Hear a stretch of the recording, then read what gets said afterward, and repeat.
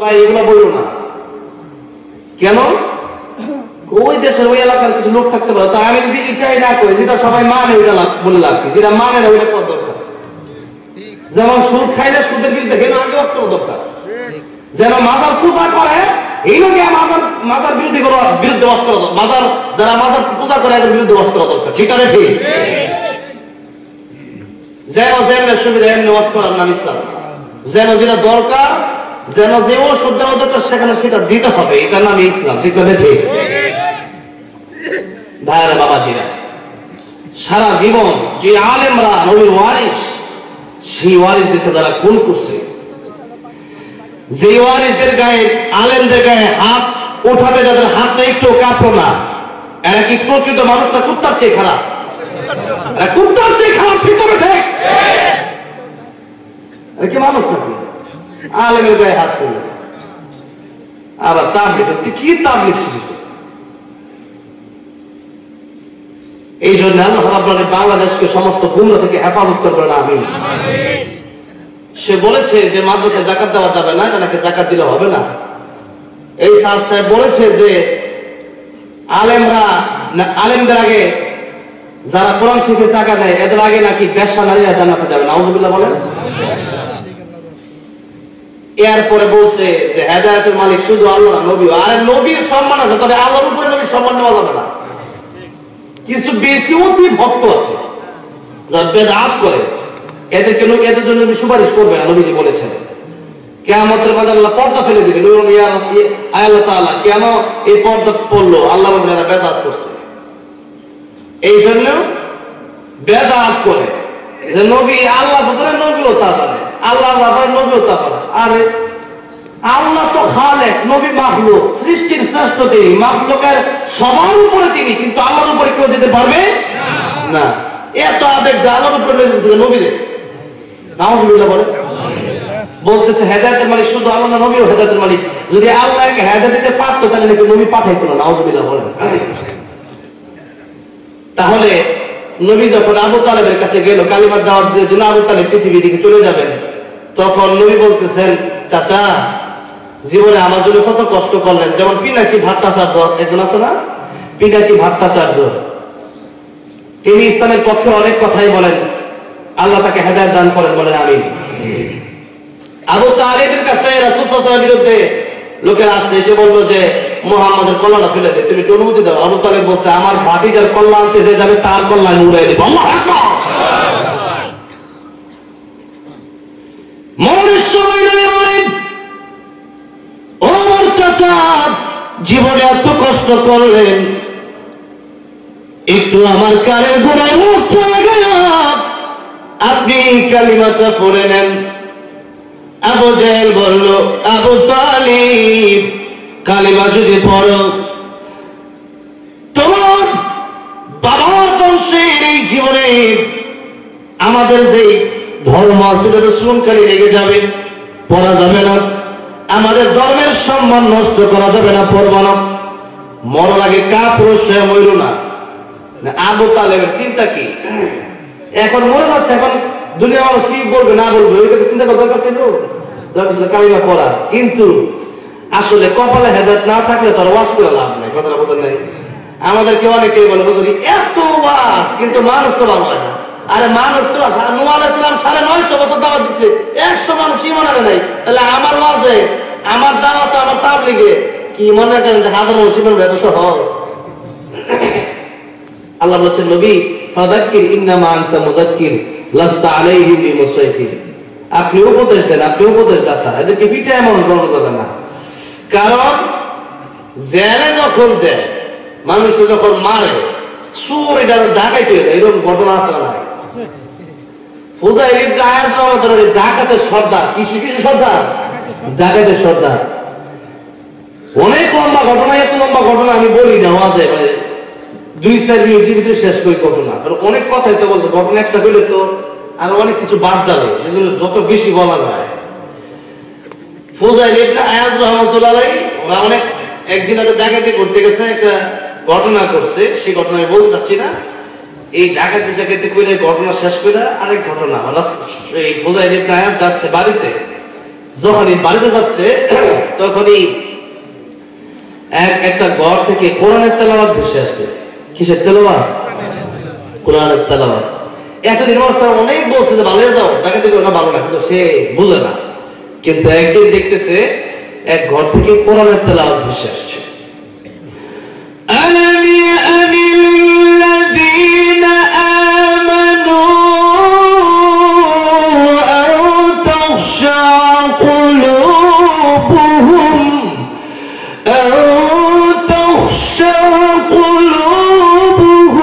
لذكر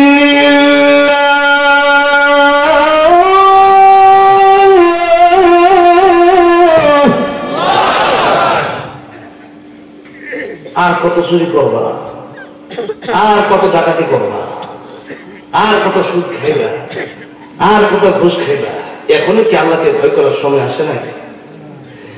যখন এই আয়াতটা শুনছে তখনই ফুজাইল ইবনে আয়াজ কারি সাহেবের দরজায় নক দিছে। কারি সাহেব দরজাটা খুলে, কারি সাহেব কে? আমি ডাকাতের লিডার ফুজাইল ইবনে আয়াজ। আপনি এত রাইতে? আমি তো গরিব মানুষ, আমি কি দিব? কিছু নেওয়ার জন্য আসি নাই, একটু কোরআন তেলাওয়াত শুনতে তোমার বাড়ির সামনে চলে আসছে। আরে সাহেব, যে তেলাওয়াতটা করছো বড় মজা লাগছে, আরেকবার করো। কারি সাহেব আবার শুরু করলেন, ألم يأن للذين آمنوا أن تخشع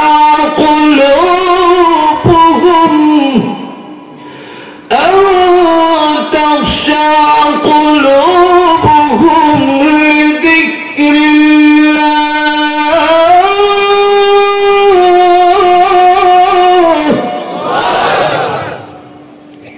যেই মাত্র কারি সাহেব তেলাওয়াত করতেছে, তাকায় দেখতেছে এই কোরআন শরীফের একটা মাত্র আয়াত শুনে ফুজাইল ইবনে আয়াজের ডাকাতের সর্দারের চোখ বেয়ে বেয়ে পানি পড়তেছে।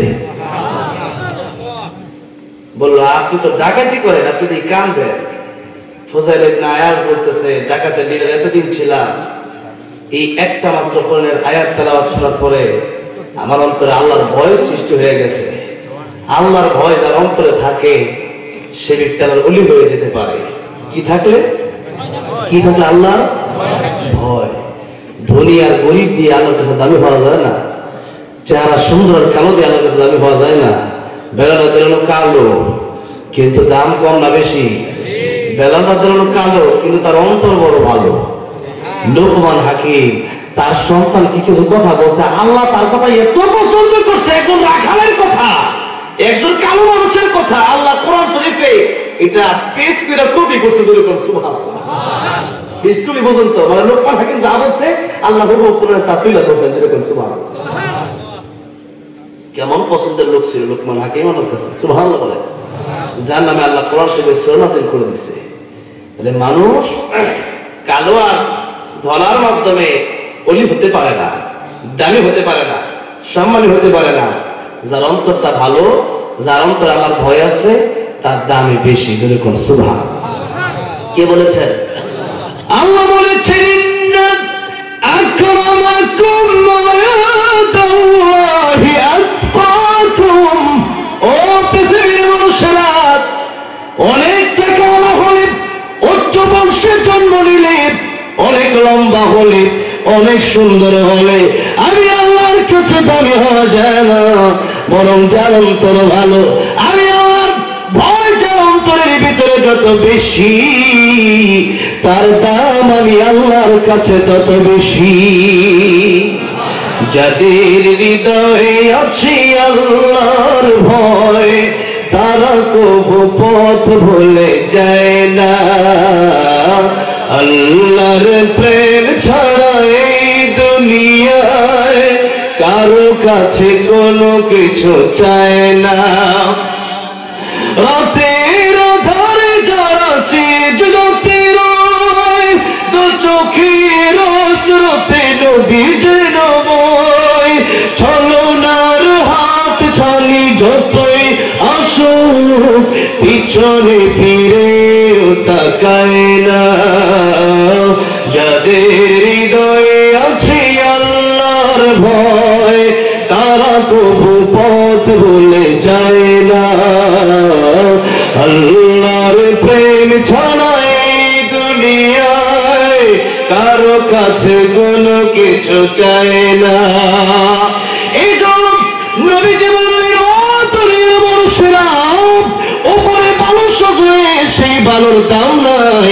আত্তাকওয়া হাহুনা, আত্তাকওয়া হাহুনা, আত্তাকওয়া হাহুনা। তাকওয়া অন্তরের ব্যাপার। নবী দেখে বললেন তাকওয়া অন্তরের ব্যাপার।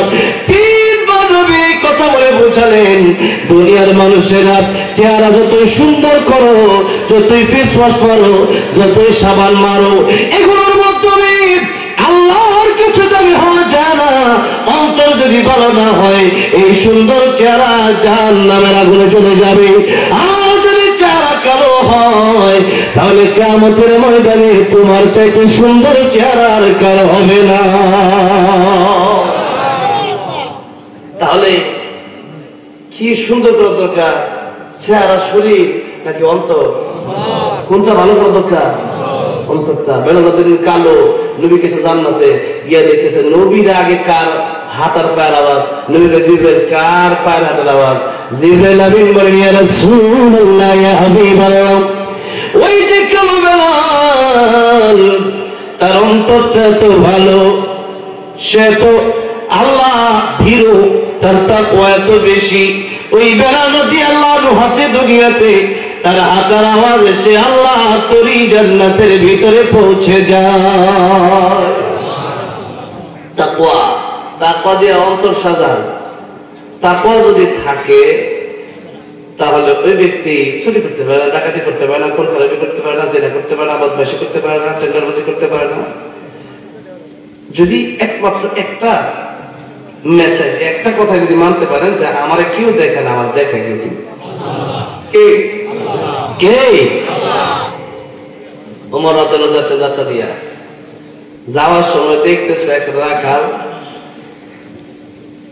ছাগল চড়ায়, তো মরুভূমি তো পানি তৃষ্ণা লাগছে, আর সেখানে ছাগল ছিল, তো দুধ এটা হচ্ছে এমন একটা কুদরতি খাবার, যেই খাবার এই দুধ খাইলে পরে পিপাসা নিবারণ হয়, ক্ষুধাও নিবারণ হয়। যেরকম সুবহানাল্লাহ, কুদরতি খাবার, দারুণ কুদরত। মানে গায়ে জব হয়, গায়ে জব হইলে পরে আপনি বান কেটে দেখেন, গরুর দুধ আছে, বান কেটে দেখেন, কি এক ফোঁটা দুধ পাওয়া যাবে? এক ফোঁটা দুধও নাই। কিন্তু মনে করেন না কাটা যদি টান দেন দুধ বাড়িব, ঠিক না? ঠিক ছিল। সুবহানাল্লাহ। তো ওমর রাদিয়াল্লাহু বলতেছেন, রাখাল একটু দুধ দেওয়া আমারে খাই, পান করি, আমার খুব পানি পিপাসা লাগছে। রাখাল দিতে পারতাম না, কি লিগে? এটা আমার মালিকের ছাগল, আমি দিব কেন দুধ? আমি তো দিতাই না পেয়ে। তো ওমর রাদিয়াল্লাহু বললেন, এক কাজ করে একটা ছাগল বেচ চালাও, মানে পরীক্ষা করা শুরু করছি। এবার ছাগল যেহেতু রাখাল মোটামুটি পরীক্ষায় পাস, আগে এমনি পাস, আর ওমর রাদিয়াল্লাহু চিনে না। একটা ছাগল আমার দিয়ে দেয়, তোমার আমি যা মনে হয় একটা ডবল দিয়ে। রাখাল বলতেছে, ওমর রাদিয়াল্লাহু লম্বা মনে করতেছে, লম্বা তো কম হবে, এত লম্বা হয়েছে, কিন্তু আল্লাহর কোরআনের শিক্ষা বলছে এখনো ঢোকে নাই। কোরআনের শিক্ষা কি বলে? এই যে আমি ছাগল বিক্রি করবো, আপনি 9 কোটি টাকায় দেন, ছাগল আমি দিতে পারবো না। কেন? যে আমার মালিক তো আমার দেখবে। তো ওমর রাদিয়াল্লাহু বললেন, তো মালিক তুমি বলো বাঘে খেয়াল এসছে। রাখাল বলতেছে, আমার এই মালিক রে এই জবাব আমি দিতে পারলেও কিয়ামতের ময়দানে একদিন লিতুজা কুল্লু নাফসিন বিমা তাসআ, প্রত্যেকটা নফসের বদলা আল্লাহ ঠিকই কিয়ামতের ময়দানে দিবে। সেই দিন আমি আল্লাহর কাছে কি জবাব দেব, এই ভয়ে আজকে ছাগল আপনার কাছে আমি বিক্রি করতে পারি, পুরো পৃথিবী দিলে একটা ছাগল আপনার দেব না। চলে গেল। সুবহানাল্লাহ। কার ভয়? কার ভয়? এই কোরআনের শিক্ষা যার ভিতরে থাকে সে ব্যক্তি আল্লাহকে ভয় করে। যার ভিতরে নাই সে চিন্তা করে মরার পর রাখো, যা পারো লুটা বিটা খেয়াল, খাও দাও, ফুর্তি করো, দুনিয়াটা মস্ত বড়। এটা হলো ইহুদি খ্রিস্টান কাফেরদের চিন্তাধারা। এই চিন্তাধারা রাখছে দুঃখজনক হলেও সত্য, মুসলমানদের অন্তরে ঢুকছে এই চিন্তা। ঠিক না? ঠিক জুড়ে কোন ভাইরা বাবাজি। এবার ফজাইল ইবনে আয়াজ রাহমাতুল্লাহ অন্তরে যখন আল্লাহর ভয় ঢুকছে, বলল কাজী সাহেব, এই যে আমি আপনার কোরআন শরীফের একটা আয়াত শুনে আল্লাহর ভয় আমার অন্তরে ঢুকে গেছে, আল্লাহর কাছে জবাব দিতে হবে। এই ভয়ে আজকে থেকে আমার জীবনে ডাকাতি করবো, ডাকাতি ছেড়ে দিলাম, আল্লাহ রাব্বুল আলামিন এই শেখ ফুজাইল ইবনে আয়াজ রাহমাতুল্লাহকে বিশ্ব বিখ্যাত একজন ওলি হিসেবে কবুল করে নিয়েছেন। যেরকম সুবহানাল্লাহ। ভাইরা বাবাজিরা, বলছিলাম কোরআন শিখতে হবে আমাদের। আজকে আমরা আরবির প্রতি গুরুত্ব দেই না। আরবি মানে প্রথমত কোরআন শরীফ, প্রথমত কি, যদি কেউ কোরআন শরীফ না শিখেন, হুজুর একটু আগে ওয়াজ করছে, আমি শুনছি ঘরে বসে, এগুলো ওয়াজ যা করে হুজুর আমি শুনি, আমি শুধু একটা ওয়াজ করতেও আসি না, আমার আগে যারা ওয়াজ করে আমি এগুলো কিছু শিখি, এটা আরেক মাত্র দিকে করি, কথা বুঝলে শিখাতে এমনি সুযোগ কম। এখন মাহফিলে বড় বড় ওলামা কেরাম থাকে, তোমরা যা বলে এটা আবার শুনি, তো মুহাক্কিক আলেম হলো না কাছ থেকে কিছু কথা নিয়ে আরেক জায়গায় আমি বলি। তো ভাইরা বাবাজিরা, হুজুর বলেছেন যে নামাজের হিসাবে যদি পার পেয়ে যান সব জায়গায় পার পেয়ে যাবেন, আর নামাজের হিসাবে যদি ধরা পেয়ে যান তো সব জায়গায় আপনি ধরা খাবেন। ঠিক না বেঠিক বলছেন? এবার বলেন নামাজ ভঙ্গের কারণ কয়টা? 19টা। প্রথমটা কোনটা? নামাজ অশুদ্ধ পড়া, কোরআন শরীফ অশুদ্ধ পড়া। আজ আমি যদি আপনাদেরকে জিজ্ঞাসা করি, অনেক মানুষ কোরআন শরীফ অশুদ্ধ পড়বে, বয়স কম হয় না, কিন্তু কোরআন কেন শিখলেন না? কিয়ামতের আল্লাহ কোরআন শিখে নাই। আল্লাহ বলবেন নামাজের নিয়ম কারণে এটা একটা ছিল, নামাজ ভঙ্গের প্রথম কারণে কোরআন শরীফ অশুদ্ধ পড়া। তুমি কয়দিন হুজুরকে জিজ্ঞেস যে হুজুর, ইমাম সাহেব হুজুর, মোতায়েম সাহেব হুজুর, আমার তেলাওয়াতটাকে শুদ্ধ না অশুদ্ধ একটু শুনেন তো? কয়দিন জিজ্ঞেস করছেন আপনি? এই জন্য এখানে একটা বয়স্ক শিক্ষা করবেন, বয়স্ক কোরআন শিক্ষা। কি করবেন? বয়স্ক কোরআন শিক্ষা, সবাই যেন এখানে গিয়ে শিখতে পারে। সেটা রমজান আসতেছে, রমজান আগে গিয়ে শিখে ফেলেন। আমি আল কোরআন হজ্জাতুল্লাহ আলাইকা, কোরআন যদি আপনি উল্টা পাল্টা পড়েন, যেমন এলাকা এই পান দিয়ে একদিন আসতেছে, আমি আসার সময়, যেহেতু সিরাজগঞ্জে প্রোগ্রাম বেশি থাকে, বগুড়াতে প্রোগ্রাম বেশি থাকে, এদিকে আসা যাওয়া বেশি হয়, তো এলাকা পাম্পে ঢুকছে, একজন নামাজ পড়া হচ্ছে, সাধারণ মানুষ, চাই পরা, ব্লেজার পরা আর প্যান্ট পরা। তারপর নামাজে দাঁড়ালাম, সবাই যেহেতু দাঁড়াইছে এলাকা পাম্পে, তো পাম্পে দাঁড়াইছি, দাঁড়ানোর পরে নামাজ যখন দাঁড়ালাম সূরা ইখলাস শুরু করছে, কুল হুয়াল্লাহু আহাদ। আহাদ মানে আল্লাহ এক, আল্লাহর কোনো শরীক নাই, আর কোন ইলাহ নাই, আর আল্লাহ ছাড়া কোনো রব নাই, আল্লাহ ছাড়া কোনো মাবুদ নাই, আল্লাহ ছাড়া কোনো খালেক নাই, আল্লাহ ছাড়া কোনো সৃষ্টিকর্তা নাই, আল্লাহ ছাড়া কোনো প্রতিপালক নাই, আল্লাহ ছাড়া কোনো দেনওয়ালা নাই, আল্লাহ ছাড়া কোনো রিজিকদাতা নাই। এই সমস্ত একটা অনেক অর্থ। তো একটা মাত্র শব্দ যখন পড়ছে আহাদ, ও দেখছে আল্লাহ ওয়ালা, অর্থ হয়ে গেছে আল্লাহ ওয়ালা, অর্থ মিলল? আমি যদি আপনাদেরকে জিজ্ঞাসা করি আপনারা কেমন আছেন, এটা অর্থ আছে। আমি যদি জিজ্ঞাসা করি আপনারা কেমন আছি, এটা কোনো অর্থ হইল? অর্থ তো মিলে না, কথাটা সিস্টেম তো আছে। তো আল্লাহ কোরআন শরীফ বলছে একভাবে, আপনি যদি পড়েন আরেকভাবে। আপনার নাম মনে করেন যে জসিম, আমি যদি জসিম মিয়া কইরা আপনি করবেন যে তরকারি যদি থাপ্পড় দেওয়া যাবে, আমার নামের ভিতরে ব্যাঙ্গে দিতে, আমার পাপিকে আমার নাম জসিমা রাখছে রে, আমার নাম জসিম, তুই না জসিম করে ডাক দিতে, যেরকম ঠিক না ঠিক। তো আল্লাহ বলছে কুল হুয়াল্লাহু আহাদ, আর আপনি না শিখে কুল হুয়াল্লাহু আহাদ পর্যন্ত দেখেন, কোরআন আপনাকে লানত দিচ্ছে, কোরআন আপনার পক্ষে সাক্ষী দেবে না। সূরা মুলক তিলাওয়াত করবেন প্রতি রাতে। কি কোন সূরা? সূরা মুলক পড়বেন।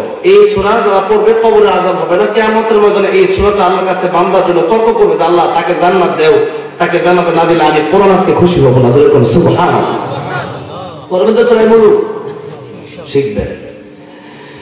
ভাইরা বাবাজিরা, বলছিলাম এক নম্বরে আরবি শিক্ষার প্রতি আমাদের গুরুত্ব দিতে হবে। আমাদের গুরুত্ব নাই, আরবির প্রতি আমাদের একেবারে অনীহা। ইংরেজি যারা শিখাচ্ছে, ইংরেজিতে 2000 টাকা বেতন স্যারের আগেই দিয়ে দেয়। বাংলা শিখাচ্ছে 11,000 টাকা বেতন, হুজুর আরবি শিখে হুজুর 200 টাকা দেয়, তাও 6 মাস বাকি। হুজুর চাইলে নিয়ে তো হুজুর। এই যে একটা অবস্থা, তার মানে কোরআনের প্রতি আপনার অনীহা। ও আনফুসাকুম ওয়া আহলিকুম নারা, নিজে শিখবেন, নিজের সন্তানকে কোরআন শেখাবেন। আপনি ডক্টর ইঞ্জিনিয়ার বানান, কোনো সমস্যা নাই। এই দেশে অনেক ডাক্তার আমাদেরকে রোগী যখন আমার নিজেদের অসুখ হয়, যখন দেখাইতে যায় ভিজিট নেয় না, তখন ভালো লাগে। নামাজের সময় হলে চলে যায়, কোরআন শরীফ শুদ্ধ অনেক ভালো ভালো ডাক্তার আছে এই দেশে। কিন্তু কথা হচ্ছে আগে শিখতে হবে কোরআন। আগে কি শিখতে হবে? কোরআন। ভাইরা বাবাজিরা, আরবির কথা বলতে কি কোরআনের কথাটা আমি বললাম। এবার আসেন যে আয়াতখানা তিলাওয়াত করছি, সেই আয়াতখানা থেকে একটু তর্জমা করি। একটা হাদিস পড়ছি, তর্জমা করতেও ঘন্টাখানেক সময়ের প্রয়োজন, তাফসীর তো দূর পরে, তাহলে কি একটু কষ্ট হইব আর কি। আপনাদের কষ্ট হলে আমার 10-12 টাকা দিব, তো আমি কষ্ট কইবেন আমার ঘুমে টুমে ধরলে মাঝে মাঝে অনেকে কয় যে ঘুমে ধরতে শেষ করে এরকম কষ্ট একটু বলবেন, আস্তে ধীরে শেষ করবো। এবার আসলে একটু আয়াতের দিকে যাই। আল্লাহ রাব্বুল আলামিন বলেন, ইন্না ইদ্দাতাশ শুহুরি ইনদাল্লাহি 12 শাহরান ফি কিতাবিল্লাহ ইয়াওমা খালাকাস সামাওয়াতি ওয়াল আরদা মিনহা আরবাতুন হুরুম। আল্লাহ বলেন, আকাশ জমিন যেদিন আল্লাহ সৃষ্টি করেছেন ওই দিন থেকে আল্লাহর গণনায় মাস হচ্ছে 12টা। কয়টা মাস? আমরা অনেকে জানি না যে 12 মাস আসছে কোন জায়গা থেকে। তাহলে আজকে তো বুঝলেন 12 মাস আসছে কার পক্ষ থেকে? আল্লাহ নিজেই 12 মাস বানাইছে। আর এই 12 মাসের হিসাব আল্লাহর কাছে কি জানুয়ারি ফেব্রুয়ারি পৌষ মাস, এই যে রজব শাবান রমজান এগুলা শাওয়াল জিলকদ জিলহজ। ভাইরা বাবাজিরা, এই মাসের সাথে আল্লাহ রাব্বুল আলামিন এই 12 মাসের সাথে, এই চন্দ্র মাসের সাথে বিভিন্ন ইবাদতের সম্পৃক্ততা রেখেছেন। যেমন রমজান মাসে 30টা রোজা না রাখলে গুনাহ হবে। আবার রমজান যখন শেষ হয়ে গেল, এই যে দিন রোজা রাখলে সব না গুনাহ? গুনাহ। খালি রোজা রাখলে সব না। আল্লাহ যখন যে সময় যা নির্ধারিত করছে সেই সময় অনুযায়ী আমল করার নামই হচ্ছে ইবাদত। আর সময় অনুযায়ী না করে আপনি মনে করেন রাসূল সাল্লাল্লাহু আলাইহি ওয়াসাল্লাম যেদিন পৃথিবীতে আগমন করছে, রাসূল সাল্লাল্লাহু আলাইহি ওয়াসাল্লাম 2 দিন সপ্তাহে রোজা রাখতেন। কয়দিন? একটা সোমবার, একটা বৃহস্পতিবারে। সাহাবায়ে কেরাম জিজ্ঞেস করে, ইয়া রাসূলুল্লাহ কেন? নবী বলেন, বৃহস্পতিবারে বান্দার সাপ্তাহিক আমল না মানব দরবারে উঠানো হয়, আর সোমবারে নবী যে পৃথিবীতে আগমন করছে যে রোজা রাখতো। আর আমাদের দেশে কিছু সিন্নি খুর আছে যারা এই 12 রবিউল আউয়াল আসে রোজা তো রাখেই না, বরং কত বেশি জিলাপি খাওয়া যায়, ওইটা কোনো ডাক ঢোল বাজায়। তবে আমাদের চলতো না তো, এরা কি শুনতে পারে? মিষ্টি খাওয়ার সময় এরা আছে। নবীরে যখন গালি দেয় মাথাও খুঁজে দেয়, লাইট দিয়েও খুঁজে বলো, তাকে টাইতে খুঁজে বলো। ঠিক আছে, সেই কবি বলেছেন, সুন্নাত নয় শুধু বাবাতের মেহমান, সুন্নাত নয় শুধু খাওয়া শেষ মধুপান, আর কিছু সুন্নাত আছে তুমি জানো কি? জানলেও জীবনে কখনো তোমানো কি?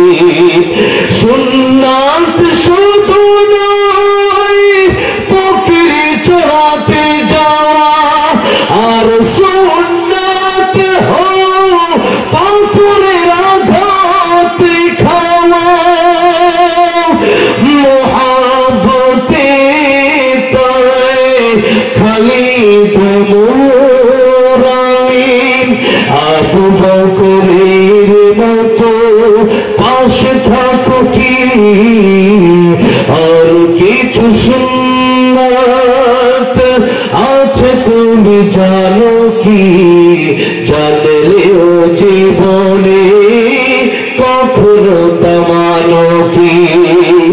এই জন্য সুন্নাত যদি মানতে হয় অর্ধেক মানবেন না পরিপূর্ণ ভালো লাগবে।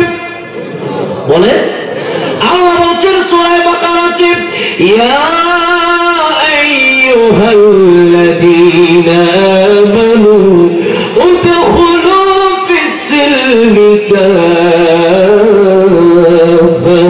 ওয়া লা তাত্তাবি'উ খুতুওয়াতিশ-শাইতান ইন্নাহু লাকুম আদুউন মুবিন। এই বান্দারা উদখুলু ফিস-সিলমি কাফা, ইসলাম মানো। আল্লাহ বলেন ইসলাম যদি মানতে হয় অর্ধেক না পরিপূর্ণ? পরিপূর্ণ মানো। ইসলামের ভিতরে প্রবেশ করো, পরিপূর্ণ প্রবেশ করো। ঘরের ভিতরে যখন ফাল দেন এক পাও দিয়ে আরেক পাও বাড়িতে খারাপ হয় সারা রায় দুইটাই দোকান চিন্তা পেয়েছি খাড়া যখন পাও দেন ঘুমাবেন উঠছেন এক পাও খাড়া এক পাও নিচে দেখে সারা খেলা থাকে নাকি দুই পাও খাড়া লাগছে আরামে ঘুমার লাগে যখন চিন্তা পেয়েছি যখন কম্বল রয়েছেন ঘুমাবেন তখন কি মানে ওয়ার্ড দেখ না কোনোটা এটা কেটে সব পুরোটা বাথরুমে যখন যান অর্ধেকটা পুরোটা খাওন যখন খায় পেট বলে অর্ধেক খায় এখন আর অর্ধেক থাক যায় এই জন্য পুরোটা খান পুরোটা তাহলে ইসলাম মানার সময় অর্ধেক মানলে হবে না পরিপূর্ণ মানা লাগবে ওযু ফরজ কয়টা 4টা আপনি করলেন 3টা করলাম শীতের দিন তো ওযু রোজা খোলা আমল একটা এইটা বাদ দিয়া নামাজ 4 রাকাত 3 রাকাত খোলা লাগে ওযু তো হইছে ওযু তো বাদ দিলাম নামাজ যেহেতু 3 নামাজ তো 4 রাকাতে 4 নামাজ পড়া করেন আমি 3 রাকাত পড়েছি কি নামাজ তো 3 রাকাত হইছে 1 রাকাত হইছে 1 রাকাত তো হয় নাই কারণ আপনার ওযু তো ঠিক নাই যেরকম ঠিক না করছে হ্যাঁ নামাজের চাবি হলো ওযু তালা না করলে ডুববে কেন একটু ঢুকতে না আগে তালা খুললে এবারে পুরো পাউল ঢুকে যাবে বলে তালা খুলবে তালা না খুললা তালা খুলে না তাহলে এক ফোট হয়ে যেতে না ওযু ঠিক মতো করে নেই নামাজে আপনি পাও দল নাই আপনি মুখ দিচ্ছেন মাথা মাথা করছেন হাত দিচ্ছেন কিন্তু আপনি পাও যে দল নেই টাকনো পর্যন্ত মোজা যায় করলেন না ডরে এই জন্য আপনার কাজ হলো আপনার কি সমস্যা কি হইলো আপনি নামাজ যে পড়ছেন 1 রাকাত হয়েছিল কারণ চাবিটা তালা এখনো খুলে নাই ভাইরা বাবাজি এখন ওযু যদি অর্ধেক করে ওযু হইল না নামাজ অর্ধেক করে নামাজ হইল না তাহলে ইসলাম যদি খালি মিষ্টি খাওয়ার সময় মানে আর যদি যুদ্ধের মধ্যে ডাকি থাকে তাকে জঙ্গি অনেক লোক এই দেশে এমন আছে এরা নামে মুসলমান এরা কি মুসলমান আর কাজে মুসলমান না যেরকম ঠিক আছে ঠিক কবি বলেছেন নামে মুসলমান নাকি কামে মুসলমান তুমি নামে মুসলমান নাকি কামে মুসলমান নামে কামে মিল না হলে বইবে যে তুফান তুমি নামে মুসলমান নাকি কামে মুসলমান নাম রেখেছে আব্দুর রহিম নামাজ পড়ে না এই সমাজে এমন লোকের সংখ্যা অগণা আছে না নাই নাম রেখেছে আব্দুর রহমান কালমা জানে না এই সমাজে এমন লোকের সংখ্যা অগণা এমন সমাজে বদলাতে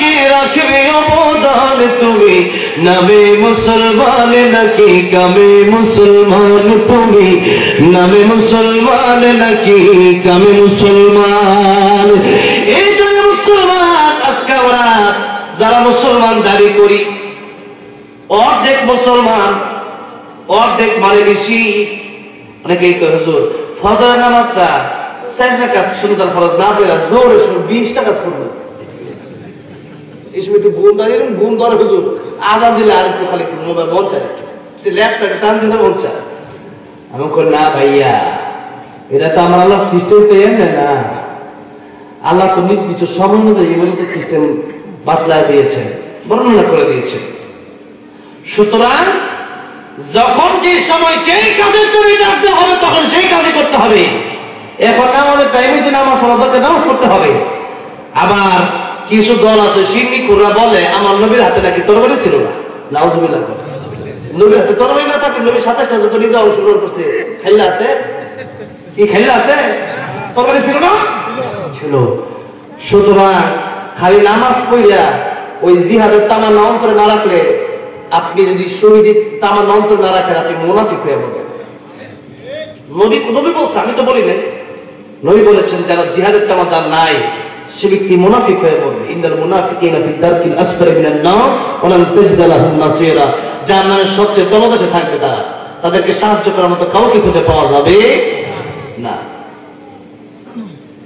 মুনাফিকদের স্বভাব নাই বুঝলেন না এতদিন করছে আমি লিগ আর এরাই বিএনপি হয়ে গেল যাক বেশি কথা কইতাম না জানি তা কইলে সহ্য করতে তা কইবা লাগাইছি বাদ দে মানে যখন যে দিকটা সুবিধা কি বুঝলেন হ্যাঁ ভালো হয়ে যাবে ভালো হয়ে যাবে ভালো হতে টাকা পয়সা লাগে না আল্লাহর দিকে মনোযোগ দেন ভাইরা বাবা কিরা মুনাফিকি যদি করেন মানে আপনার নেতা যেটা বলছে ওইটা যদি আপনি আল্লাহ তাআলা মাখলুকিন ফি মাসিয়াতিল খালিক আপনি মনে রাখেন এই দিন নয়, আরো দিন আছে।